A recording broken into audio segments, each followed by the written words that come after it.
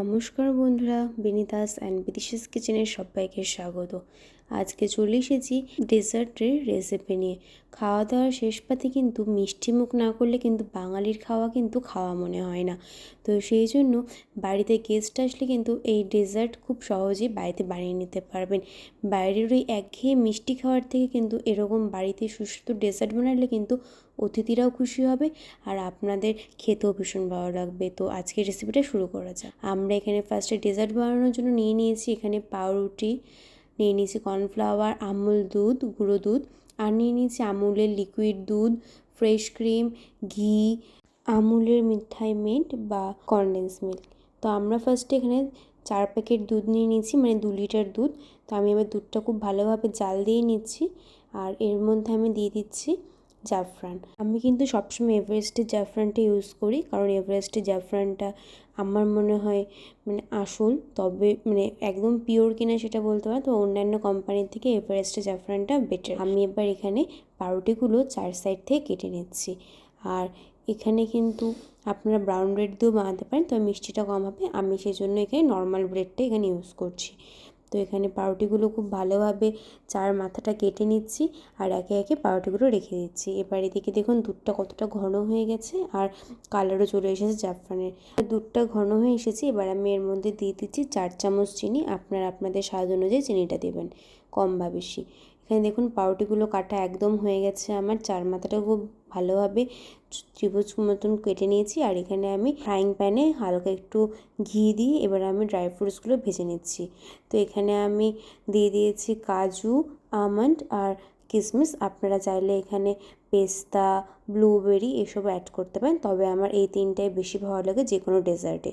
আমি এবার একটু দুধ তুলে নিয়েছি, নিয়ে ঠান্ডা করে এর মধ্যে আমি গুঁড়ো দুধ, কর্নফ্লাওয়ার আর মিঠাই মেড আমি এখানে 3 টেবিল চামচ দিয়েছি।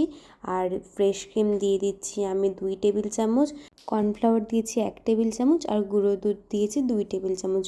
এবার খুব ভালো করে মিক্স করে নিয়েছি। এবার এই দুধের মধ্যে, ঘন করে রাখা দুধটার মধ্যে একদম এটা আমি ঢেলে দিচ্ছি। আর এটা যখন দেবেন তখন কিন্তু অবশ্যই এক হাত দিয়ে আর এক হাত দিয়ে কিন্তু নাড়তে হবে, নইলে কিন্তু দলা লেগে যাবে। এবার আমি ফ্রাইং প্যানে হালকা করে ঘি ব্রাশ করে নিয়েছি আর এবারে ঘিয়ের মধ্যে পাউরুটিগুলো হালকা করে একটু সেঁকে নিচ্ছি। আর এখানে দেখুন আমি ড্রাই ফ্রুটসগুলো সব কেটে নিয়েছি, চপ করে নিয়েছি। আর এদিকে আমার এই ক্রিমটাও একদম রেডি হয়ে গেছে। এবার এটা আমি সার্ভ করে দেবো একটা সার্ভিং বোলের মধ্যে।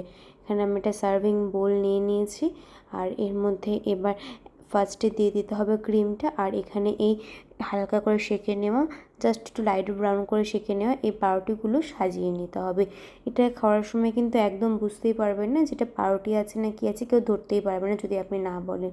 তো এবার ফার্স্ট একটা লেয়ার দেওয়ার পর আমরা ব্রেড দিচ্ছি, তারপর আবার একটু ক্রিম দিয়ে আবার ব্রেড দিচ্ছি, আর তারপর আমরা আবার ক্রিম দিয়ে আবার ব্রেড, 3টা লেয়ার। আপনারা চাইলে 2টো লেয়ার বা 4টা লেয়ার, যে কটা লেয়ার ইচ্ছে সেই কটা লেয়ার আপনারা করতে পারেন।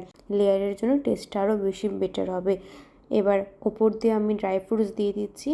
আর ড্রাই ফ্রুটসটা কিন্তু অবশ্যই একটু ভেজে নেবেন, তাহলে কিন্তু টেস্টটা আরও বেশি ভালো হয় ড্রাই ফ্রুটসের যে কোনো ডেজার্টের ক্ষেত্রে। আর এর আগে নবাবী সেমাই করেছিলাম, আরও কিছু ডেজার্ট আছে, আমি সেই রেসিপিগুলো কিন্তু আমার কার্ডসে দিয়ে দেবো, আপনারা চাইলে দেখে নিতে পারবেন। দেখুন আমার অলমোস্ট ডেজার্টটা সার্ভ করা হয়ে গেছে। এবার আমি ওপর দিয়ে হালকা একটু জাফরান দিয়ে দিচ্ছি জাস্ট গার্নিশিংয়ের জন্য। আপনারা চাইলে এটা স্কিপ করতে পারেন। আর জাফরানটা দেওয়া কিন্তু এখানে হালকা স্মেল আর কালারের জন্য। তো এবার এটা আমি 1.5 ঘন্টার জন্য নর্মাল টেম্পারেচারে ফ্রিজে আমি রেখে দেবো, কারণ ডেজার্ট ঠান্ডা ঠান্ডা খেতে ভীষণ ভালো লাগে, তাই জন্য ফ্রিজে রেখে দিচ্ছি। তো আজকের ভিডিওটা এখানেই।